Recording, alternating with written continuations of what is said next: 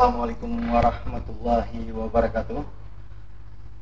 Alhamdulillah sore ini kita melakukan podcast interview bersama salah seorang calon legislatif dari Bener Meriah atas nama Saudara Ihsan Fauzi dari Dapil 3 dengan nomor urut 5 yang meliputi Kecamatan Bandar, Bener Kelipah, Mesidah, Permata, dan Siau Utama.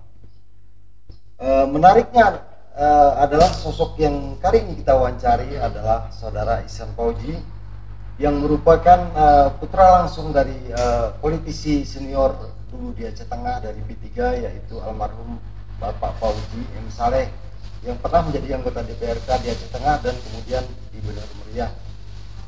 Sosok Ihsan Fauzi ini adalah sosok penting di lintasgayo.com karena berdirinya lintasgayo.com selama 15 tahun itu karena ada orang-orang di belakang layar yang selama ini tidak pernah muncul ke permukaan. Nah, kali ini Ihsan Fauzi muncul. Beliau adalah salah seorang yang berperan penting di lintasgayo.com yang selama ini selalu berada di balik layar. Saya tidak sebutkan posisi Saudara Ihsan Fauzi di Lintas Gayo, tapi beliau sekarang akan maju menjadi salah seorang caleg dari Bener Meriah. Ihsan Fauzi seperti yang kita ketahui adalah seorang aktivis di masa lalu di Banda Aceh. Banyak organisasi yang sudah dia ikuti seperti HMI, mahasiswa Poros Lauser, kemudian himpunan mahasiswa Bener Meriah, kemudian juga berada di Badan Eksekutif Mahasiswa. Terakhir, posisi Fauzi berada di Bener Meriah menjadi salah seorang tukang gas keliling. Nama ini tentu menarik karena setelah berkeluarga, Ihsan Fauzi kemudian menyibukkan dirinya menjadi seorang tukang gas keliling yang menjajakan gas dari rumah ke rumah sebagai penghidupannya. Yang menarik adalah bagaimana seorang aktivis seperti Ihsan Fauzi kemudian seorang tukang gas kemudian tertarik masuk ke dunia politik dan menjadi salah seorang caleg di DPRK Bener Meriah. Untuk itu mari kita dengar keterangan dari Saudara Ihsan Fauzi langsung sehingga kita akan tahu apa yang memotivasi Fauzi duduk menjadi salah seorang caleg dari Bener Meriah. Selamat datang di podcast WRB bersama lintasgayo.com. Menarik membaca rekam jejak Fauzi dari aktivis kemudian menjadi tukang gas keliling terakhir itu. Apa kira-kira yang membuat Fauzi tertarik memasuki dunia politik kemudian mencalonkan diri dari Nasdem? Mungkin banyak orang yang ingin mengetahui itu.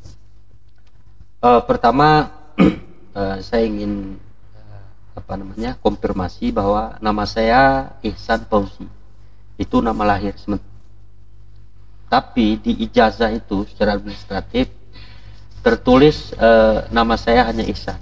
Nama lahir Ihsan Fauzi. Fauzi itu adalah nama yang diambil dari ayah.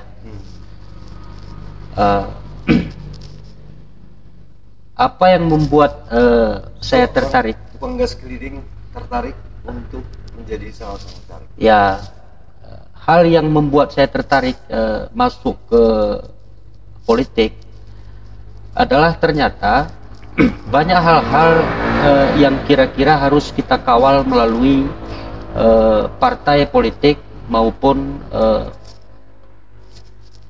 Dewan Perwakilan Rakyat. Ini contoh kecil, misalnya saat ini kita kesulitan mengakses minyak subsidi.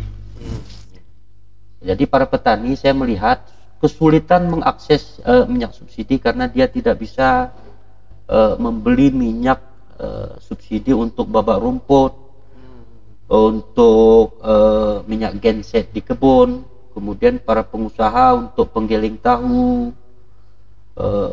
untuk usaha-usaha kecil dan menengah lainnya. Tapi sementara mobil-mobil mewah itu dengan mudah antri untuk mengakses subsidi. Ternyata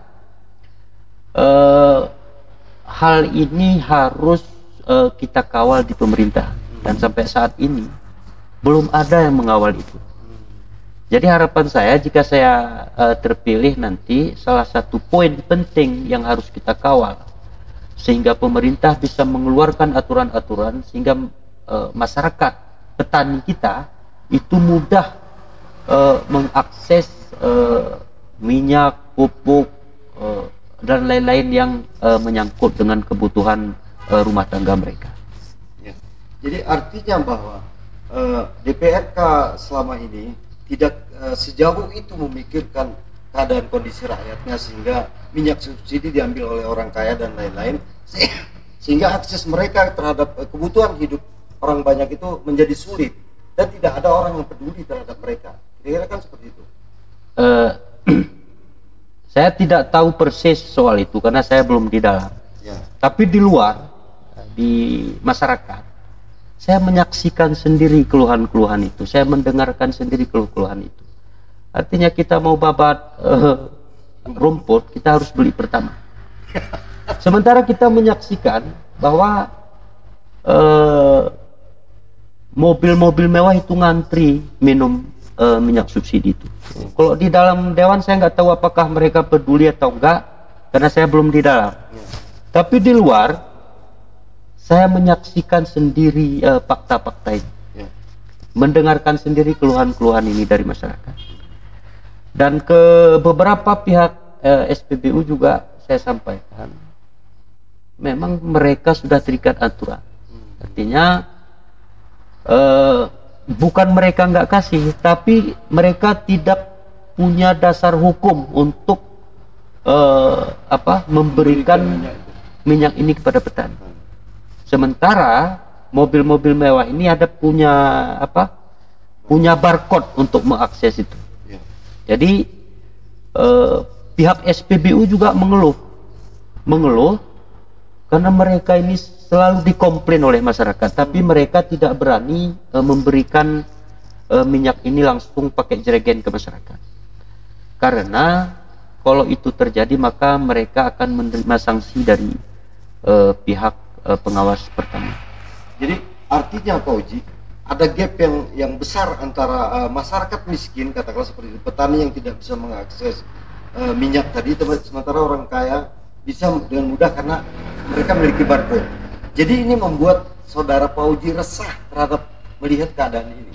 Sebenarnya banyak keresahan yang membuat saya terpanggil untuk maju ke parlemen. Banyak masalah, salah satu masalah ini tadi. Yang lainnya kira-kira? Ya kira-kira beginilah, ada misalnya ini beberapa tahun yang lalu saya pergi ke kebun, saya lihat ada anak-anak putus sekolah.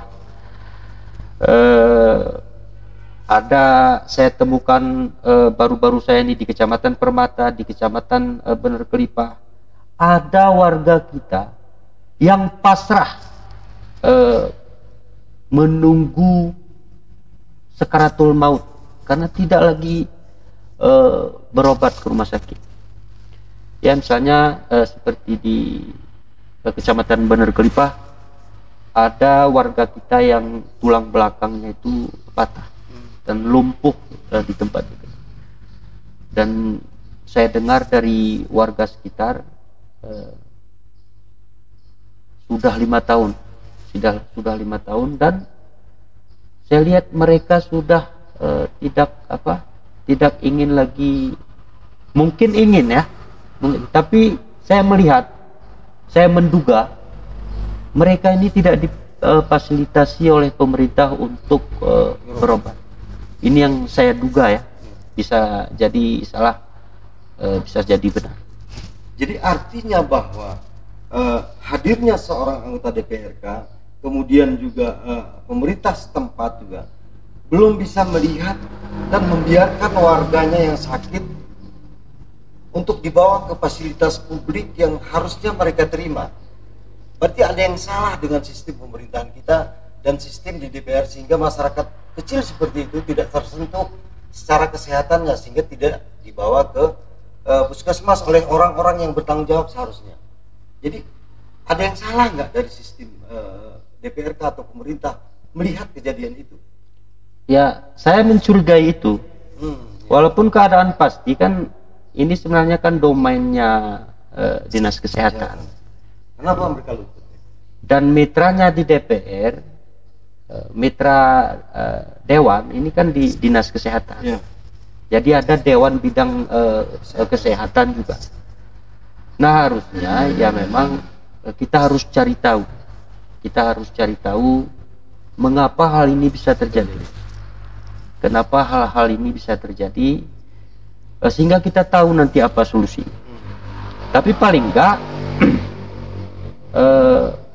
sampai saat ini saya curiga kita memang kepekaan kita kurang melihat persoalan-persoalan sosial yang terjadi di tengah-tengah masyarakat.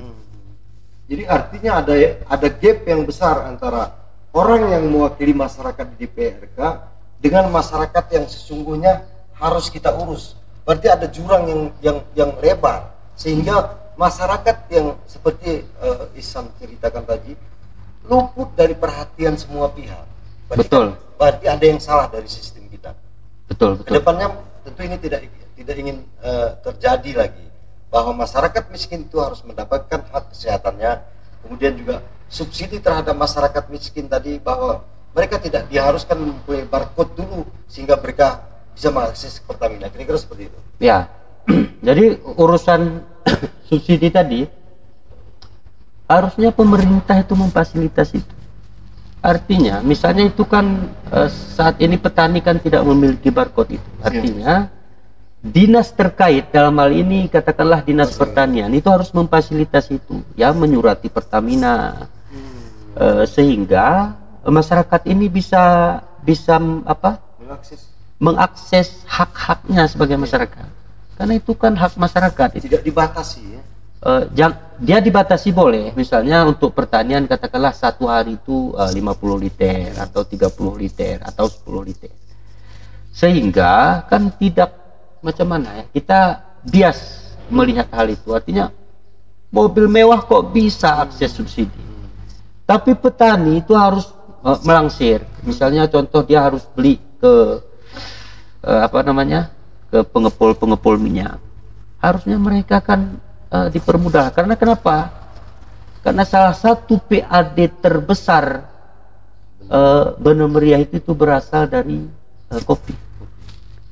Nah, salah satu meningkatkan PAD itu adalah meningkatkan produksi kopi petani. Nah, salah satunya itu tadi, untuk Bapak, bagaimana kita mau bilang untuk pembersihan gulma itu kan lebih sehat itu pakai dibaba lah, di apa ini kan justru lebih murah kita pakai obat-obat kimia. Karena itu tadi, petani ini tidak kita fasilitasi. Petani ini kita tidak fasilitasi. Misalnya supaya produksi kopi kita naik, bagaimana pemerintah bisa memfasilitasi masyarakat, memfasilitasi petani untuk mengakses pupuk, sehingga kalau naik produksi petani maka naik juga PAD Kabupaten Benar Meriah. Ya, berarti katakanlah untuk subsidi tadi juga terjadi permasalahan yang sama dengan minyak tadi, bahwa begitu sulit mendapatkan pupuk bersubsidi tadi oleh petani langsung. Ya, saya pikir ini kan terjadi meluas di Aceh, tidak hanya di Benar Meriah. Kalau soal itu, hanya saja kita tidak melihat kepekaan pihak terkait untuk memfasilitasi masyarakat ini. Ini misalnya kejadian ini barusan kita dengar di media, ada pembagian traktor, dan bagaimana proses pembagian traktor ini diduga ada oknum yang bermain. Ada di berita itu tertulis bahwa traktor ini ada oknum bermain katanya. Mereka hanya menerima secara simbolis, sementara barangnya enggak ada. Ini di berita ya, ini di berita saya sampaikan. Nah, hal-hal yang seperti ini kan sesuatu yang kita tidak inginkan sebenarnya. Jadi sehingga ke depan ini harus dikawal ketat. Artinya kalau ada memang bantuan untuk petani-petani, kelompok tani maupun gapoktan, gabungan kelompok tani itu benar-benar terrealisasi sebagaimana mestinya. Jadi artinya apa, Uji? Ihsan, berarti Ihsan melihat bahwa pemerintah daerah, anggota DPRK sekalipun sebetulnya saat ini sedang tidak peka terhadap kondisi masyarakat yang terjadi di tengah masyarakat, sehingga mereka abai terhadap persoalan-persoalan yang terjadi. Mereka cenderung tidak terlibat dalam persoalan, katakanlah pupuk bersubsidi tadi, kesehatan masyarakat tadi, kemudian minyak tadi. Seharusnya bagaimana mereka, DPRK itu idealisnya bagaimana? Ya, semestinya memang DPRK ini kan sesuai tugas dan fungsinya. Selain membuat aturan, dia selain regulator, dia juga melakukan pengawasan. Nah, misalnya ada fungsi pengaturan, regulasi, ada juga fungsi pengawasan dan fungsi anggaran. Artinya di regulasi ini dia membuat aturan-aturan untuk memudahkan masyarakat dalam hal apapun. Dan itu belum terjadi. Ya, saya pikir tahun 2023 kan nggak ada regulasi yang dibuat selain oleh DPRK selain kanun APBK dan APBKP perubahan itu. Nah, kemudian di sektor pengawasan juga kita tidak melihat mereka mengkritik pemerintah soal keterbatasan akses terhadap minyak subsidi, terhadap pupuk bersubsidi kepada penyalur-penyalur. Kita tidak lihat, ya paling nggak di media kita tidak lihat pengawasan oleh legislatif ini. Kemudian di sisi ketiga, di fungsi anggaran DPRK saat ini, kita tidak melihat APBK itu pro rakyat. Itu artinya tidak lihatnya di sektor apanya, misalnya anggaran, ya misal perkebunan, katakanlah untuk pro petani, apa saja, artinya mungkin ada tapi nggak terlihat. Saya belum bisa melihat dukungan dari anggota DPRK saat ini untuk petani, untuk masyarakat. Saya belum lihat, belum tampak. Jadi banyak persoalan tadi yang kira-kira membuat Pak Ihsan merasa gerah dan juga resah bahwa fungsi DPR ini belum sesuai seperti yang dikehendaki oleh masyarakat. Ya, betul. Untuk itulah saudara Ihsan maju, terpancing dan terpanggil untuk maju berkompetisi ya. Menjangkau 105 desa, 5 kecamatan, bertemu, bersilaturahmi, mengetuk pintu hati para pemilik suara sah secara konstitusional dan menghamba suara-suara perubahan untuk kiranya bisa mendukung kita untuk terpilih menjadi anggota DPRK bermeriah periode 2024-2029. Berapa orang dari suara yang daftar pemilih tetap dari wilayah Ihsan? Saya tidak tahu pasti soal berapa orang yang nyalek, tapi ada beberapa partai itu kosong calegnya, ada beberapa partai 3 calegnya, tapi ada 19 partai yang tertulis di spesimen kertas suara di DPRK. DPT-nya ada berapa? Daerah pemilih tetap dari kawasan kurang lebih 43.000 orang. Untuk berapa kursi? Untuk 10 kursi. 10 kursi. 10 kursi. Nah, bagaimana seorang Ihsan menjaring suara dari masyarakat itu? Upaya apa yang dilakukan oleh Ihsan agar mereka bersimpati kepada kita dan memilih kita untuk ke depannya? Ya, pertama saya pikir saya memakai pola masih tradisional.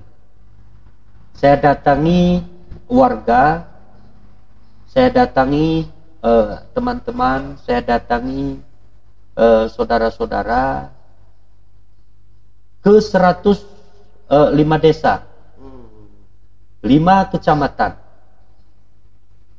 untuk bertatap muka, bersilaturahmi, menyampaikan niat tulus, menyampaikan persoalan-persoalan sehingga mereka menganggap bahwa saya ini adalah caleg dari bangsa mereka. Saya ini bukan dari bangsa jin. Jadi artinya supaya apa? Supaya teman-teman betul-betul punya wakil. Dan yang paling penting saya sampaikan kepada kawan-kawan, kepada para pemilih suara sah konstitusional di dapil saya, itu saya ini calon anggota hewan. Maksudnya? Saya ini bukan calon anggota hewan, tetapi saya ini calon anggota dewan. Itu yang penting saya sampaikan hari ini. Jadi itu yang perlu saya sampaikan hari ini. Saya ini bukan calon anggota hewan, tapi calon anggota dewan. Betul, betul. Oke, sangat menarik sekali. Kemudian bagaimana menurut pantauan Ihsan bahwa konstituen yang berada di daerah pemilihan kita itu tertarik dengan kita? Apakah Ihsan menjanjikan perubahan-perubahan bahwa fungsi dewan itu seperti ini, tidak seperti yang dahulu, tapi kita punya cara yang berbeda dengan mereka sehingga mereka tertarik untuk memilih Ihsan? Adakah cara khusus yang Ihsan lakukan? Ya, satu hal penting yang saya tawarkan, ada beberapa poin sebetulnya. Cuman saya tidak mengarah ke ke hal-hal pemerintahan, karena sekarang secara personal ya saya tawarkan. Pertama, silaturahmi kita nggak putus sama pemilih. Artinya kita terus bersilaturahmi secara terus-menerus dengan pemilih, dengan mungkin caranya dalam sintemurid, sintemati, silaturahmi ke rumah, mereka datang bersilaturahmi ke rumah kita. Jadi terus, sehingga ada yang dia sampaikan. Jadi nggak baku, nggak mati dia program itu. Kita bangun jalan, bangun masjid, mengentaskan kemiskinan, enggak. Jadi orang ini nggak ngerti soal itu. Nah, yang kedua, untuk menjamin silaturahmi tidak putus itu, jadi saya dikasih beban oleh relawan dan pemilih untuk wajib berkontribusi dalam sinte murid dan sinte mati. Artinya jika ada konstituen kita, relawan kita yang punya sinte, punya hajatan, jadi kita wajib berkontribusi di sana. Berarti, baik itu sinte murid maupun sinte mati. Berkontribusi artinya kita hadir di sana. Hadir dan meringankan beban. Oh, apa yang bisa kita bantu dalam acara itu. Nah, kemudian yang ketiga itu karena basis kita pertanian, teman-teman relawan dan pemilih itu menginginkan kita itu membantu mereka, mempermudah mereka di dalam profesi mereka di sektor pertanian. Artinya mereka ingin pupuk subsidi, mengakses pupuk subsidi itu dipermudah. Mereka menginginkan kita untuk apapun membantu kita dalam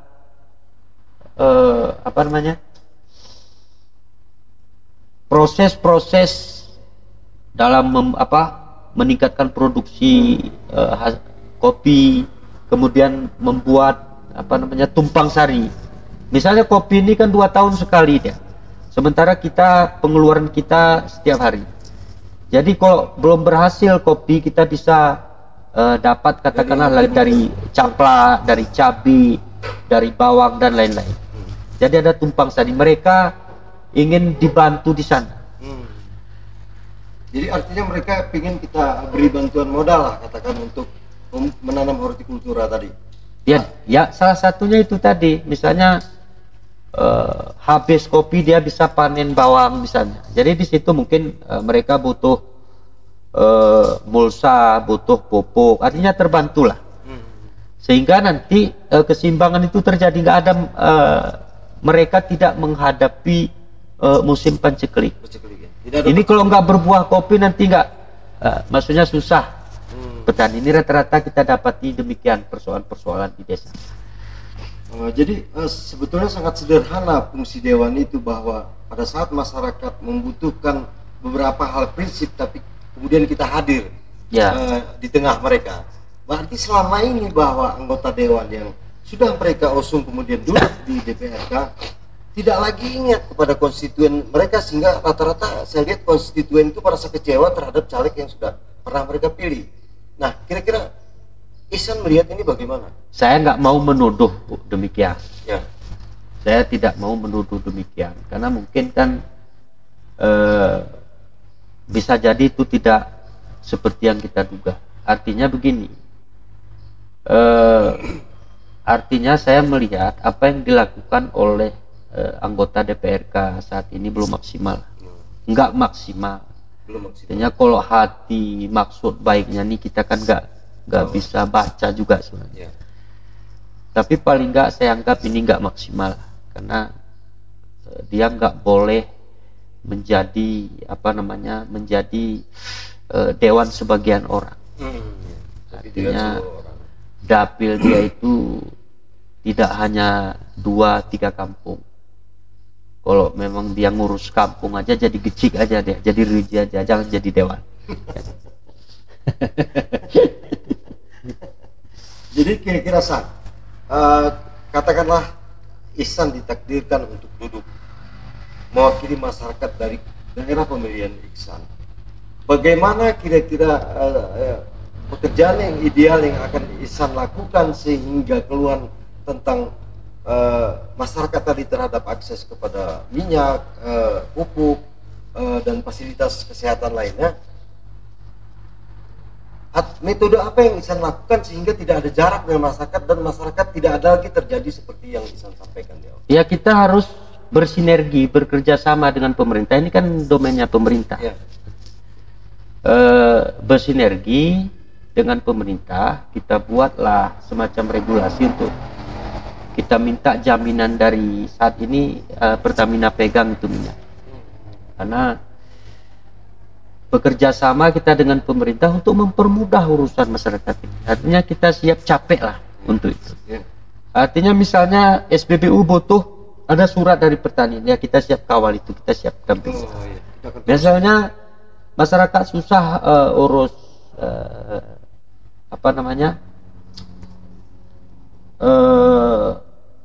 pupuk, masyarakat susah mengakses pupuk subsidi, kita akan siap kawal itu. Kita siap datangi pemerintah, ini persoalan masyarakat, mohon dipermudah. Di mana kendalanya? Oh, misalnya di Pertamina. Ya, kalau bisa kita surati Pertamina, kita datang Pertamina. Atau kita datangi ke Kementerian BUMN. Sehingga kesulitan-kesulitan yang dihadapi masyarakat saat ini tidak akan terjadi di kemudian hari. Jadi artinya bahwa DPRK itu harus betul-betul capek dan harus betul-betul terjun kepada masyarakat sehingga terjawablah persoalan mereka. Ya, dewan itu memang harus capek, dewan itu harus pusing memang. Kalau nggak jangan jadi dewan. Berarti Ihsan akan siap untuk capek dan pusing nanti. Oh, siap ya? Siap sekali. Saya sudah pikirkan itu jauh-jauh hari. Jadi kalau dewan pengen nyaman, ya jadi pengusaha aja lah. Kalau nyaman ya. Jadi artinya San, bahwa kita melihat bahwa banyak orang yang menjadi anggota dewan dengan katakanlah biaya tinggi, sehingga ada rumor atau isu yang mengatakan bahwa karena mereka sudah keluarkan uang demikian banyak, kemudian mereka harus tutupi dulu selama mereka menjadi anggota dewan. Nah, Ihsan melihatnya bagaimana ini? Saya pikir kita harus mengejawantahkan persoalan-persoalan itu.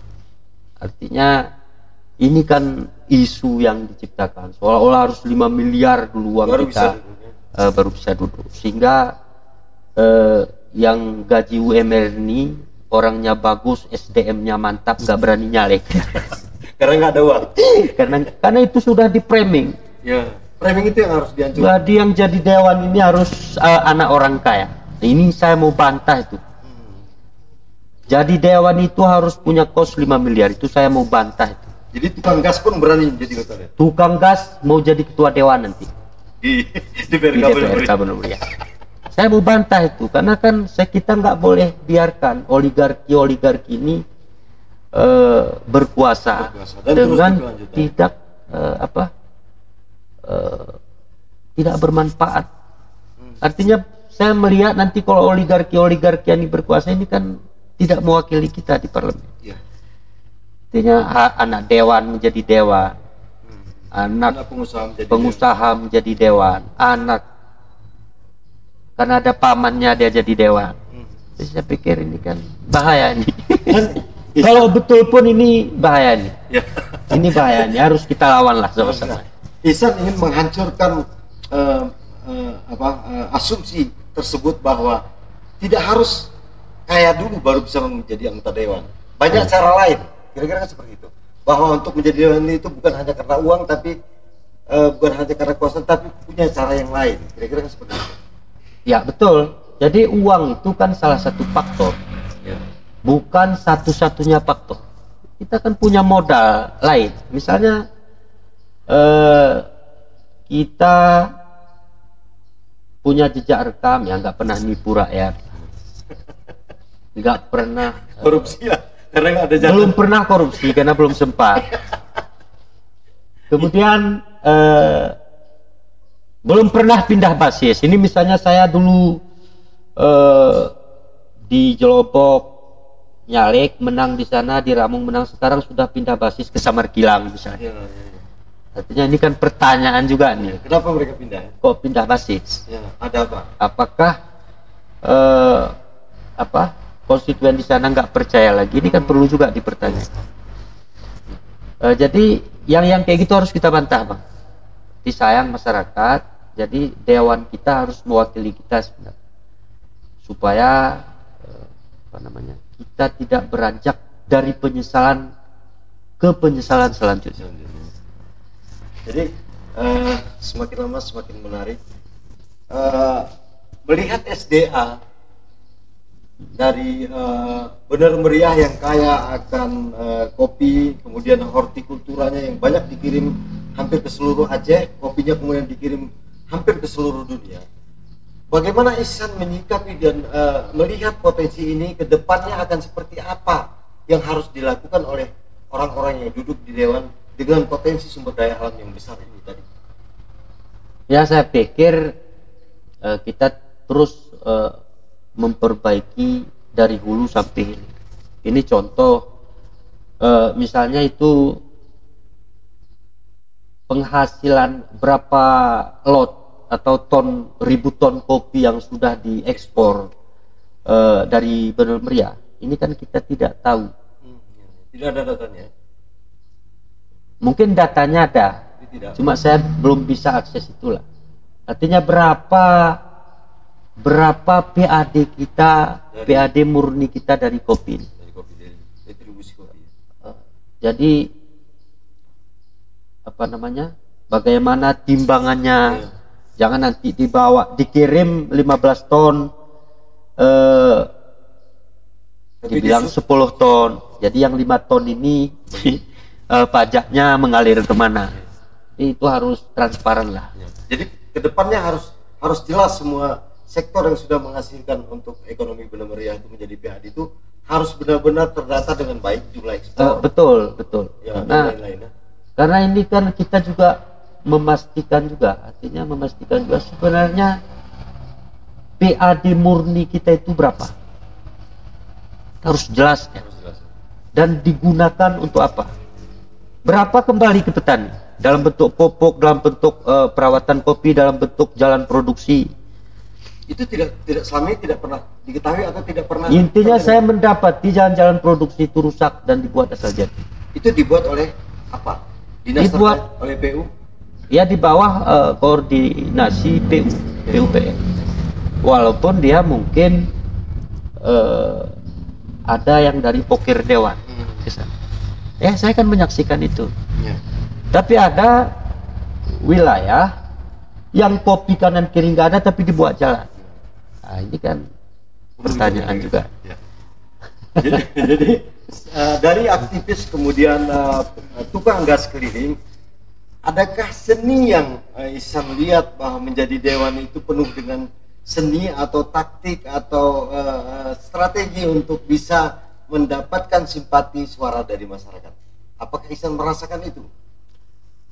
Ya, kalau untuk trik and trik strategi tentu ada. Ada ya. Cuma saya ingin tampil apa adanya aja. Jadi saya nggak pakai jas, nggak pakai dasi, ya nggak buat-buat lah. Kalau bisa naik kereta, jumpain masyarakat, meminta doa, meminta dukungan. Artinya saya ini nggak mau caleg kucing dalam karung. Saya adakan pertemuan, saya jumpain masyarakat, meminta doa, meminta dukungan untuk kalau mereka sempat pilih. Bisa saya. Artinya saya siap jadi wakil saudara. Ya. Jadi apa adanya aja, Ya. mengalir aja saya. Tidak memaksakan diri juga. Ya. Oh enggak lah. Ya. Baik, untuk di closing statement mungkin Ihsan silakan menyampaikan kepada konstituen di daerah pemilihannya untuk memilih Ihsan. Silakan. Assalamualaikum warahmatullahi wabarakatuh. Nama saya Ihsan. Saya adalah Wakil Ketua Dewan Pimpinan Daerah Partai Nasdem Kabupaten Bermeriah.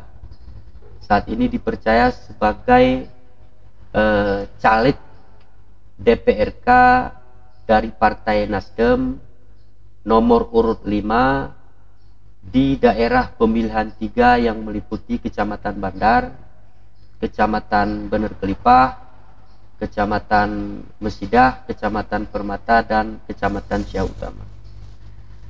Meminta doa dan dukungan dari saudara-saudara kita, dari kawan-kawan,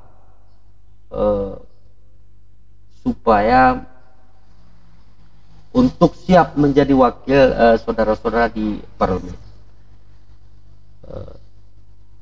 Yang saya garansi, saya siap terus menerus tanpa putus bersilaturahmi dengan saudara-saudara di 5 kecamatan yang saya sebut tadi. Saya siap mendengarkan keluh-keluhan, dan saya siap terlibat untuk memudahkan urusan dalam sektor apapun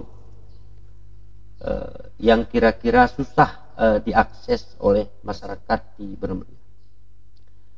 Satu hal lagi yang saya pastikan, saya maju ini bukan sebagai calon anggota hewan, namun calon anggota dewan yang mewakili saudara-saudaraku, sedulur-sedulurku, dan saudara-saudara lun di Dapil 3 Bener Meriah. Jadi mohon doa, dukungan, dan pilihannya. Terima kasih. Assalamualaikum warahmatullahi wabarakatuh. Waalaikumsalam. Terima kasih Ihsan, salah seorang caleg dari DPRK Bener Meriah dari daerah pemilihan 3 dengan nomor urut 5. Saya ingin menutup podcast kita kali ini tentang apa yang disampaikan Ihsan. Sebagai anggota DPRK, Ihsan melihat banyak anggota DPRK selama ini bahwa belum memiliki akses langsung kepada masyarakat, sehingga banyak keluhan masyarakat yang tidak pernah sampai kepada DPRK atau mereka takut menyampaikannya kepada DPRK. Seperti sulitnya akses kesehatan tadi, di mana satu orang yang sakit hanya menunggu ajalnya untuk tiba, tapi tanpa dibawa ke rumah sakit atau ke puskesmas terdekat. Persoalan ini bagi Ihsan merupakan beban yang tidak boleh terjadi lagi ke depannya.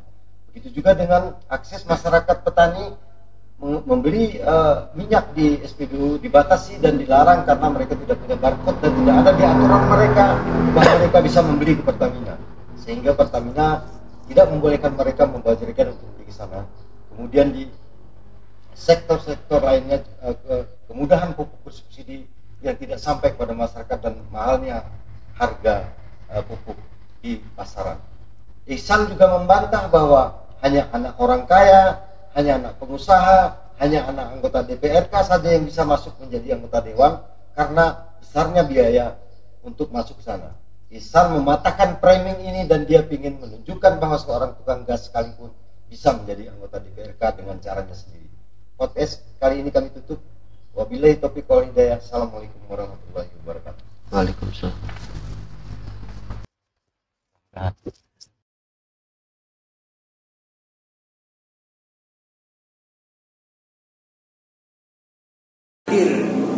Di podcast yang berkelas. Assalamualaikum warahmatullahi wabarakatuh. Hari ini saya sedang berada di room podcast Win Rudi Batin Podcast, media partner www.lintasgayo.com. Ini salah satu podcast yang sedang naik daun di Aceh Tengah dan Belugia.